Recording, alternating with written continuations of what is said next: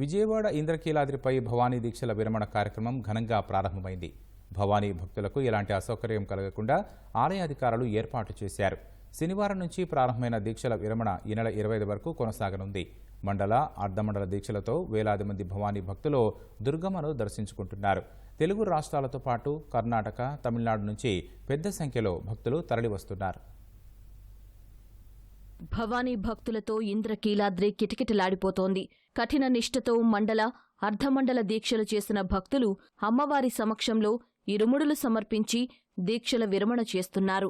ముందుగా ఇరుముడి తలపై పెట్టుకుని కొండ చుట్టూ పాదయాత్ర చేసిన అనంతరం ఇంద్రకీలాద్రిపై చేరుకుని భక్తులు ఇరుముడి సమర్పిస్తున్నారు.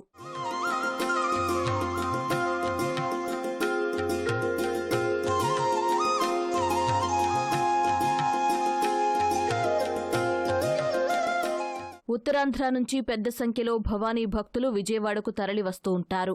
అయితే అల్పపీడనం ప్రభావంతో వర్షాలు కురుస్తుండటంతో భక్తులు కొంత ఇబ్బంది పడుతున్నారు. 5 రోజుల పాటు సాగనున్న ఈ భవానీ దీక్షల విరమణ కార్యక్రమంలో భక్తులకు ఎలాంటి ఇబ్బందులు తలెత్తకుండా అధికారులు చర్యలు చేపట్టారు.